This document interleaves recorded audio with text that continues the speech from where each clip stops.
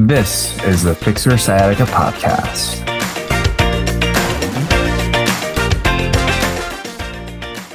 When it comes to managing pain, we know that pain itself is an individualized experience where you may or may not have damage in a specific tissue, and that ends up being sent as an electrical and chemical signal that travels up your spine into your brain, and it's your brain's job to actually determine whether or not you are in pain. Does this mean that the pain that you're experiencing is 100% in your head? Are you crazy? Most likely you are not crazy, but there are techniques and ways for us to be able to help perceive and reframe these signals that we receive from our bodies, which got me looking into this concept, or not in the concept, the practice of meditation. I've used meditation in my own self-practice and suggested it for other people, but I think that's meditation itself. It gets a bad rap amongst the medical community because it's really hard to quantify the effects of it.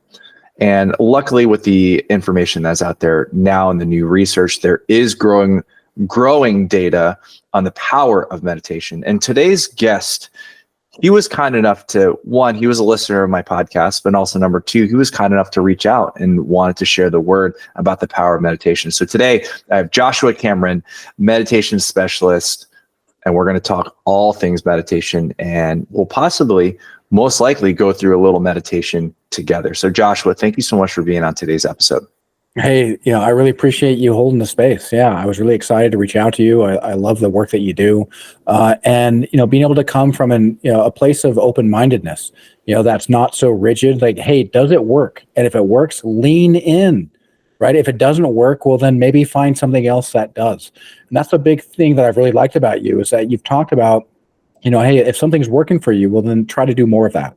If you're doing something that people tell you is healthy, but it hurts your body, maybe listen to your body and then maybe try to do something different. The best indicator that something's working is how your body reacts to it. And I think we live in a society where it's very easy to ignore the cues that our bodies are telling us, whether it be the aches and pains or the soreness that we're developing.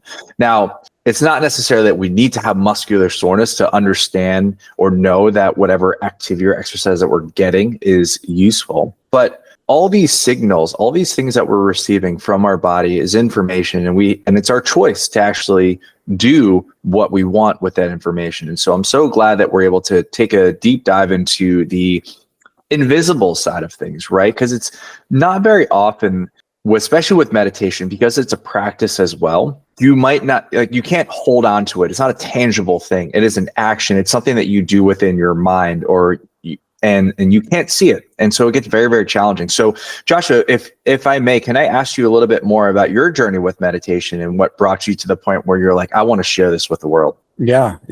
Great question. You talked about the invisible, right? It's so often we walk around with invisible wounds. That can be wounds in the mind, PTSD, depression, anxiety. That can be wounds of maybe like you were talking about. Maybe somebody's experiencing fibromyalgia and they're getting some sort of signal to their brain that I'm in extreme pain, but there doesn't seem to be anything going on. Maybe they're feeling sciatica and, there's not an actual injury to their leg or to their hips or to their lower back, but they're feeling extreme pain. And so there's something that we can't see that's going on. And, with me, I grew up in a household where, love just wasn't present.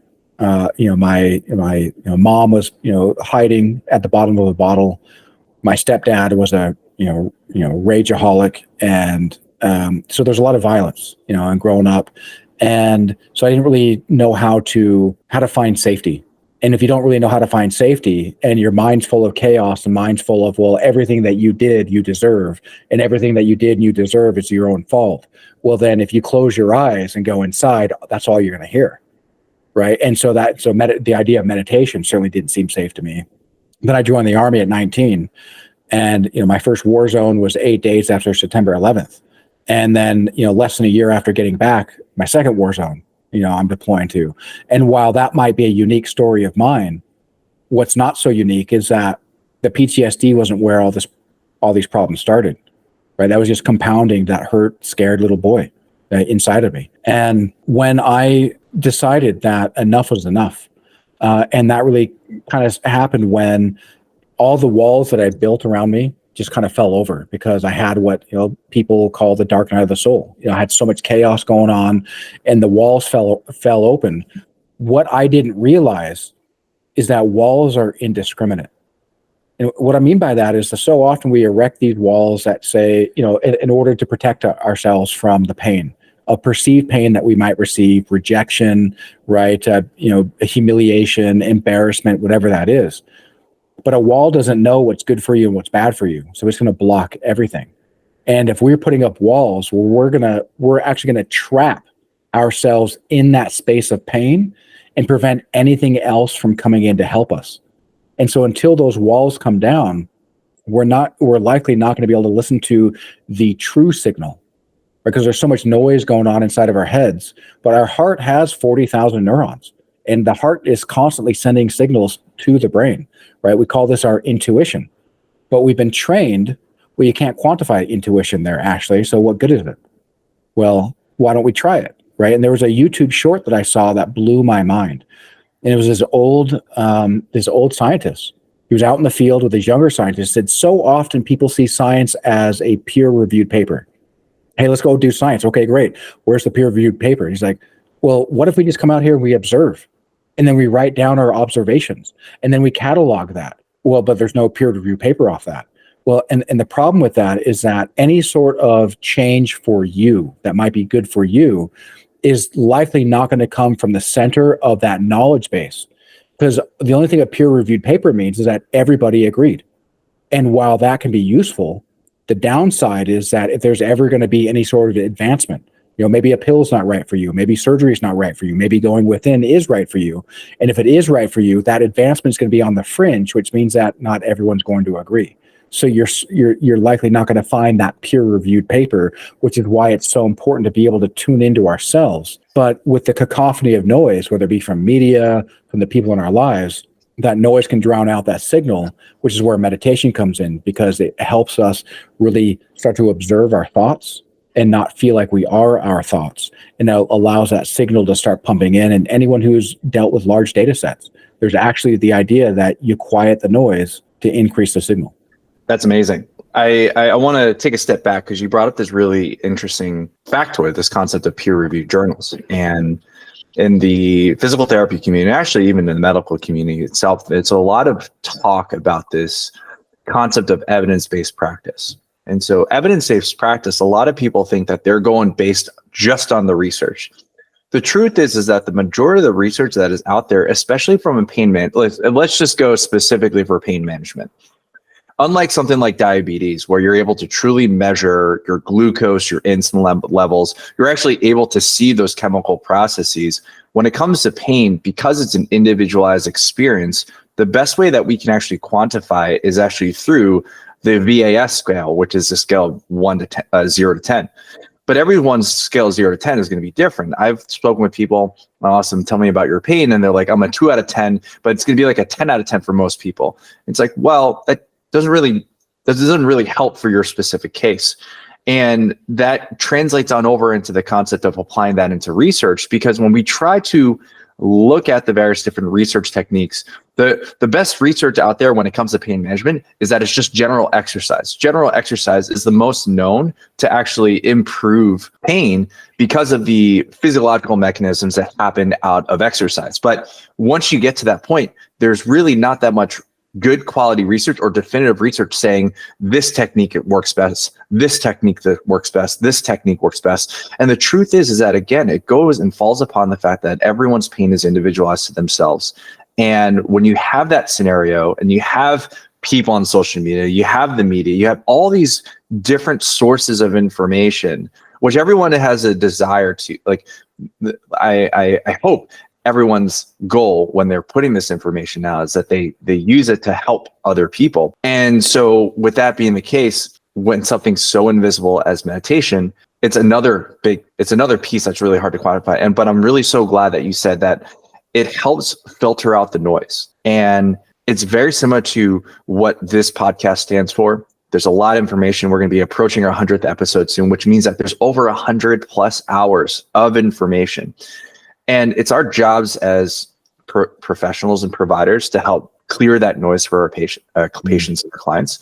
But also it's important for patients and people who are suffering in pain to understand what works best for them. And it gives you the opportunity to really advocate for yourself. So I really appreciate you sharing that with us. And so let's talk about meditation in itself. There's a lot of different forms of meditation. I think that in itself is a whole conversation of its own. But if you can briefly share with us some of the forms and the common forms of meditation that people might have heard over the years. Well, it's a great question, and meditation can really be what we say it is, right? It can be us closing our eyes, concentrating on our breathing. Some people might meditate when they're smoking. I wouldn't necessarily advocate for that, but you're concentrating on your breathing. You're getting your mind at rest. Some people might meditate when they go camping, when they're fishing, because their mind's just at ease, and they're just in a place of allowing the energy to flow through them. They're not worried about controlling the situation. And really, probably the best way to get into a meditative state is to kind of think about this. There's a verse from the Tao Te Ching, and it says that when man is born, he's soft and supple. And when a plant is born, it's soft and pliable. And when man dies, he's stiff and rigid. When a plant dies, it's dry and brittle. Therefore, those who are stiff and inflexible are disciples of death. And those who are soft and supple are disciples of life. And if we find ourselves in a place where we need to control our outer environment, that rigidity just means that we're inviting death. That's it. Doesn't mean that we're good or bad. It just means we're inviting death. We're inviting entropy. Well, what does that mean inside our bodies? Well, it means that our brains, right, when we feel that need to control, we feel that there's some sort of threat occurring that we're trying to avoid. If our brain perceives threat, well, it's perceiving danger. So what is it doing? It's creating threat hormones and cascading them throughout our body. What does that do? It kicks us into fight or flight. What does that do? Well, it takes the blood supply in our life support, which is our organs, and it starts pulling them away into our limbs. It even pulls the blood from the frontal part of our brain into our more limbic side of our brain so we can react at a moment's notice. But instead of the tiger jumping out of the bushes, us running away, screaming, and then tiger's gone, and then we go back to being normal, well, we often live there. And that breaks down the body, and that's inviting death. But if we can find ourselves in a place where we can then allow and be soft, instead of the stiff tree in a storm that snaps and breaks, the one that bends and allows itself to bend and allows the roots of what it knows is true for itself to hold itself, to ground itself in its own truth, and to not worry about the outer world, because the inner world is a reflection of, is actually what's creating the outer world. And you can get that from Max Planck, a contemporary of Einstein, said consciousness is primary. Everything is consciousness. Einstein himself said everything is energy. And so we're having an energetic battle, whether we agree to it or not, an invisible energetic battle. If we are resisting versus, if we're allowing. And if we're allowing, well, then we're allowing life to flow through us, which is very meditative. If we're resisting and we're rigid, well, then we're inviting death, which is the anti, meditation. This episode is brought to you by the Sciatica Protocol. Experience pain relief directly through your phone, anytime, anywhere. Interested in learning more? Check us out at ifixyoursciatica.com/the-sciatica-protocol. So it pretty much allows us to be more of like a conscious observer and being able to say, this is the information that I'm getting, and giving people an opportunity to, one process, but not necessarily have to jump to their first reaction, which is often the fight or flight reaction. And looking at that, it's very similar. So speaking of Max Planck, we're going to go back even more, a couple more 100 years.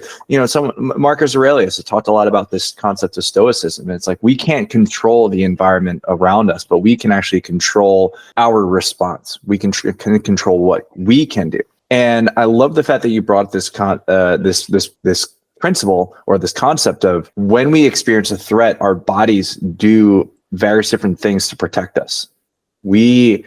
Back before the development of technology and before we lived in our cushy homes and everything, we were living out in the wilderness. We needed to have our cortisol system and our fight or flight system in order for us to actually get protection and protect ourselves from getting eaten by the lion or whatever animals that were around back then. But now that we live in this world where those physical threats are not as present, those psychological, those emotional threats, those still come about, and it will elicit the same reaction, which then when we sense danger, we get ourselves ready to fight. But also when it comes to pain, when you receive that pain signal from the part of your body or irritation of the sciatic nerve and it goes up to your brain, if your body and your brain perceives that as a specific threat, your brain is going to perceive it as pain, and you are going to be in pain. And so giving you an opportunity in a scenario like meditation, being able to say, this is more of a sensation and a signal that I'm receiving from my body versus I'm in danger, I'm hurting something. It actually starts to actually reduce the intensity of that pain, which allows us to move forward and live on with our lives. And that's one of the huge things that I love about meditation, which then actually brings up to this next piece. And I think we kind of answered it, but when it comes to, and we'll talk about it again, but let's talk like when it comes to pain management, meditation, from your standpoint, what do you think happens when, and I remember like when we first met, you were telling me about some of these fantastic stories of people experiencing pain for such a long period of time and going through these meditations and their pain goes down. So from your eyes, where do you see that transition from, oh, I'm in pain, I'm not in pain anymore? That transition, what do you believe, what have you seen are the changes, or what happens during that time? That's such a wonderful question. Now, the thing is, it's important to understand that what I'm about to bring up is a model of the world. In the same way that GPS is a model of the world. I don't drive on the GPS, but I use the GPS to get me to my destinations, right? So they're representing the roads that I'm driving on. And so coming back to, again, Max Planck, everything is consciousness. Einstein, everything is energy. Well, Niels Bohr, right? Niels Bohr said that everything that we call real is made up of things that cannot be regarded as real. Well, why? Well, because quantum mechanics talks about how everything is a wave of light, and that wave of light then collapses into a particle in which we call particle matter reality. So when we talk about the invisible, it means that the invisible is what creates the visible. And, talking about the fantastic stories as well. So let's, take Anna Lee, for instance, a lady who I worked with in South Africa. She suffered from a torn bicep tendon and, suffered for years, and driving on the right side of the road, reaching out with her right arm to grab even a parking ticket, a validation to park in a garage, right? She said it would literally bring her to her knees, right? Reaching up above her head to grab a cup out of her cupboard would also literally bring her to her knees. Well, what caused the tear in the first place was that her husband was wasting away in a nursing care facility. And, so she goes there, sees he's getting these giant bed sores. And so she's, going up to the staff saying, hey, what gives, right? I'm paying good money. My husband, obviously I love him, but it looks like you don't actually care about him. Oh, well, you're a white lady in South Africa treating us this way. You must be racist. So now she's dealing with grief of watching her loved one waste away. She's dealing with the stress of others attacking her character. She's dealing with the resentment of paying good money and that, then having her husband just die, and she ended up losing her husband. But in the middle of all this and all this grief, all this resentment, all this anger, she's lifting a 275-pound man as about a 160-pound woman. And so that caused so much trauma on her arm. And then on that trauma on their arm, then there's even more frustration. Well, look at me just trying to do good. And then look at all this energy is coalescing and it's building into the scar tissue. So I took her through a meditation. And again, I'm in Utah, right? So I'm not even on the same continent as her, let alone the same country. And just through the meditation, what we did was we dissolved her grief. We dissolved her anger. We dissolved that pain, and we brought it back together and transformed it into, love and truth. And then within 4 to 5 days, she literally said the pain was gone. She could reach out her window with no problem. She could reach up to her cupboard with no problem. And she got 30% more movement in her arm. Within 3 weeks, she got 70% more movement in her arm. And so what happened there, again, this is the model of the world, but from what I've seen, is that we remade the light. right? So what lives in the dimension of the light? Well, our soul, right? So we've got the dimension of our body, the dimension of our mind, and the dimension of our soul. And, Hermetic philosophy says, the all, or what they call God, the all is mind, the universe is mental. Well, if the universe is mental, that sounds like everything is consciousness. So when we start to put these things together, we realize that mystics and scientists are often saying the exact same thing, just in different words. And if we allow ourselves to not be rigid, but to flow with it and see where the value is there, what I've seen here is that we just helped her. I helped her remove the different, energy fields that might be suppressing her innate ability to reach to her higher self that is at that plane of light, where that light then collapses into her particle matter reality. And since dissolving all that grossness, well, then it just remade everything. And again, this is again where it comes down to, is science observing and documenting, or is it a peer-reviewed paper? Because I don't know how to peer-review this. But when she says with a big smile on her face, I don't feel pain, well, I don't know how much more scientific evidence that you can get from that. That's really special. And I'm so glad that you were able to help this woman, because with all the grief and pain and physical trauma, that's a lot for the human body to handle, but also for the human mind. And you brought up this really interesting thing, this concept of like science and science, and I think did you say metaphysical? Is that what you said? Or mysticism, metaphysical. Yeah. It reminded me of this quote in the first Thor movie, where he said, where you scientists call things, where you people call things science, we call it magic. And you said it perfectly. They're saying the same things, but for the most part, scientists are making it a little bit more concrete. And in a way, like us as humans, like our consciousness is there because of the fact that we are measuring things. We are quantifying things. And so I really appreciate that. And then turning it into a scientific standpoint, I think one of the really great things is that you in essence created a safe space for them to release their invisible grief, burden, and weight, which put this woman in what is a perpetual sympathetic state, a perpetual stressed out state. When you are stressed, your body releases the hormone cortisol. And cortisol is a very, very important hormone because it helps protect you when you are getting attacked by a bear or a tiger. Once it gets released, though, and the threat is removed, our body should clear that out so we can return back into the resting stage. However, because we are emotional beings, we hold on to these dangers in our head, in our hearts, and we carry it for long periods of time, which means that our bodies, when you are chronically stressed, your body is pumping this out significantly, stressing out your kidneys, stretching out your body, making it unsafe for your body to move, which then makes it so that you are more sensitive to your pain.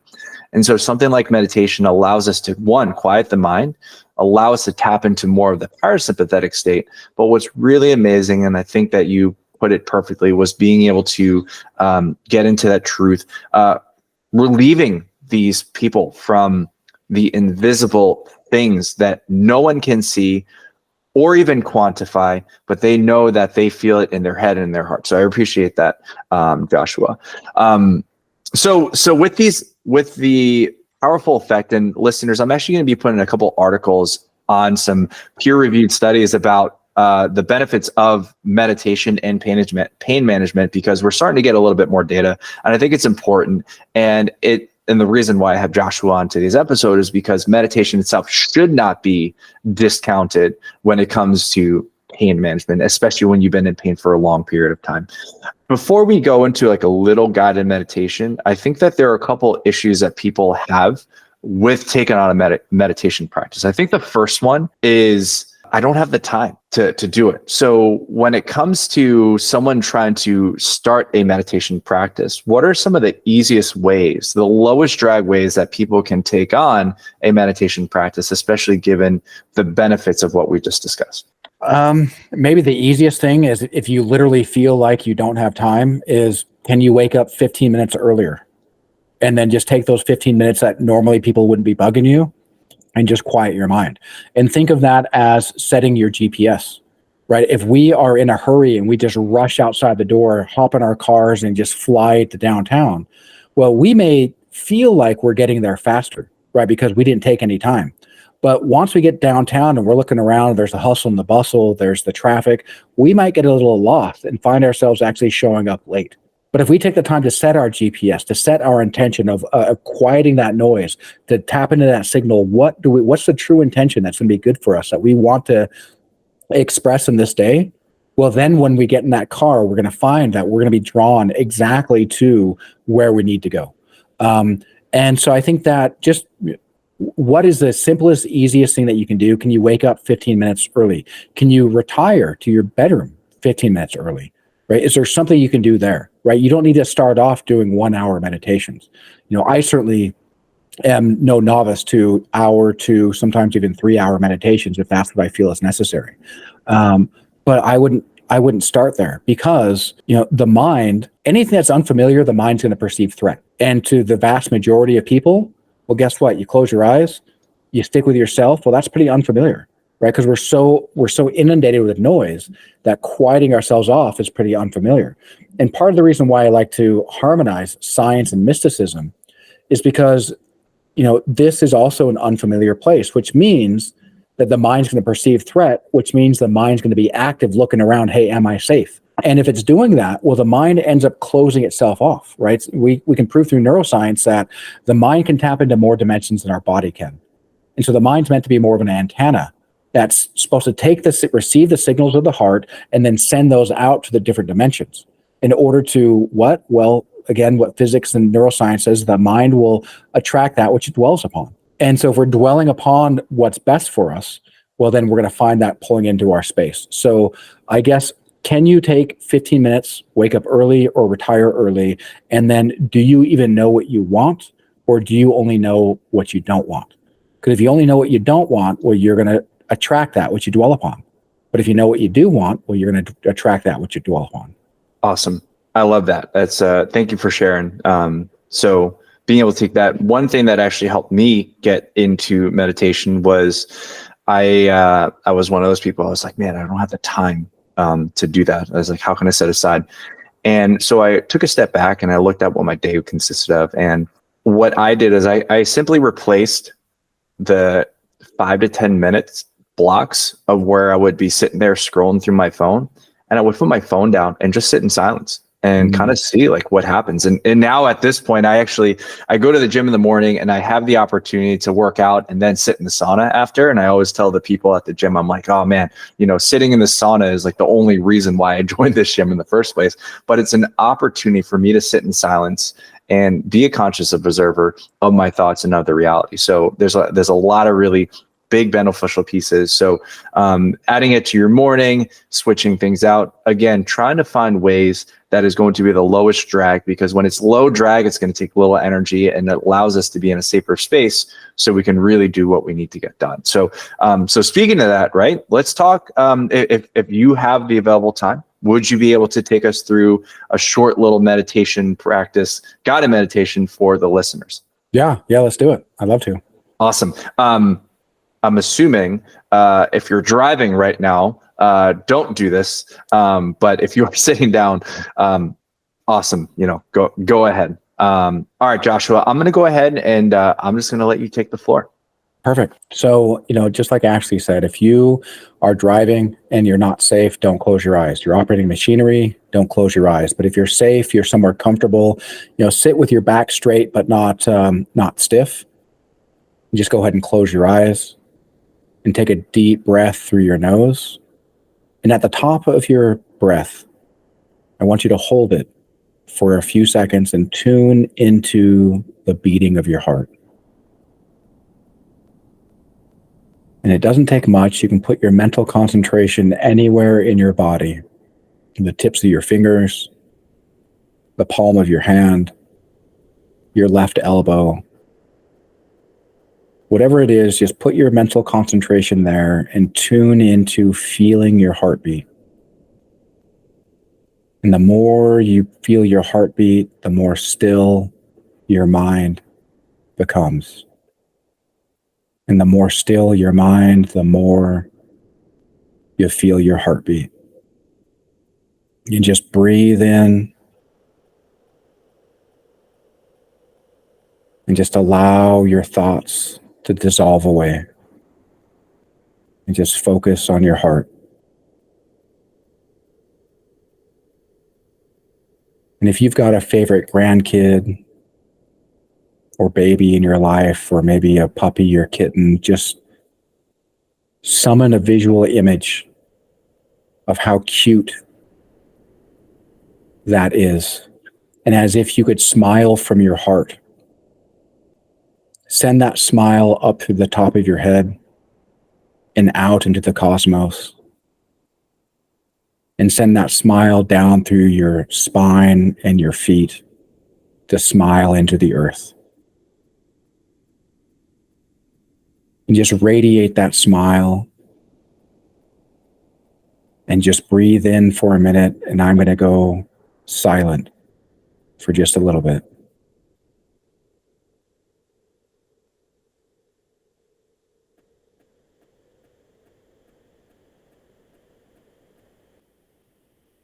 You see, love is what heals.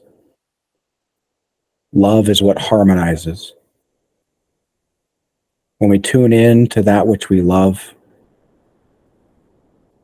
more order is created in our lives. Love is that soft and supple nature. And just allow any rigidity, any stress to just melt away as you breathe in that powerful love and just smile through the top of your head and through the bottom of your feet.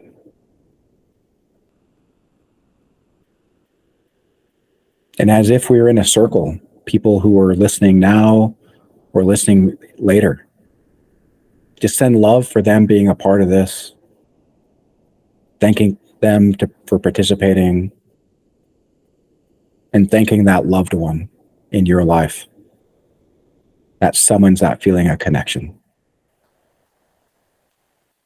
And with that, just go ahead and take another final deep breath. Send that love out into the cosmos and the earth. And just come back down to your body. And when you're ready, just go ahead and open your eyes. That was awesome. How was that?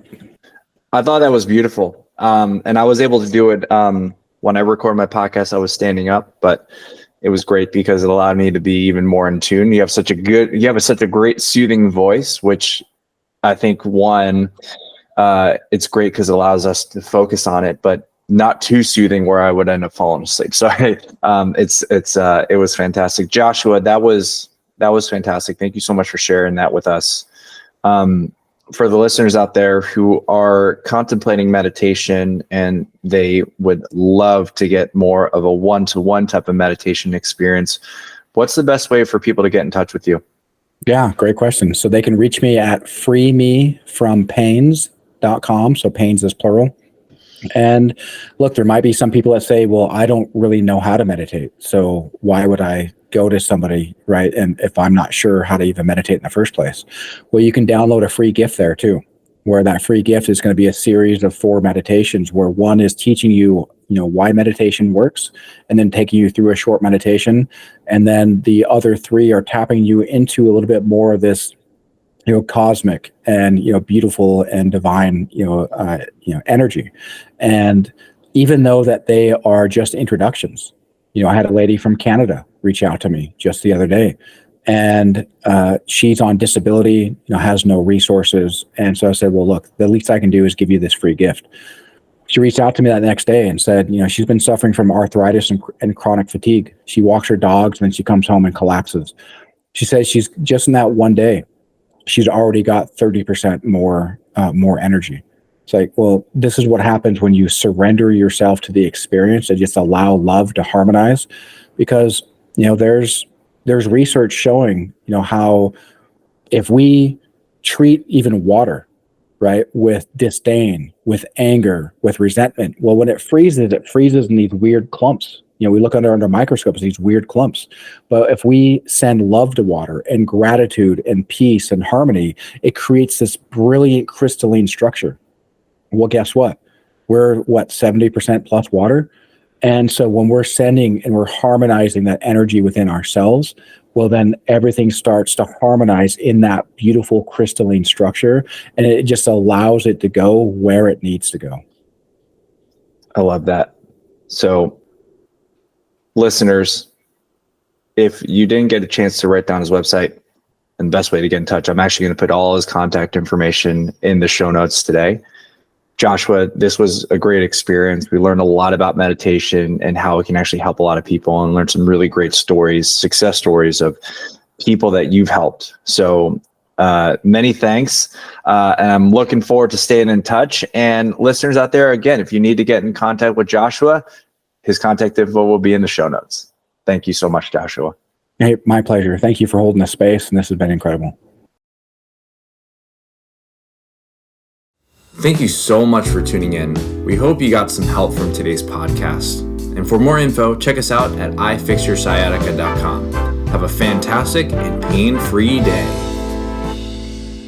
No patient-therapist relationship is formed by listening to this podcast.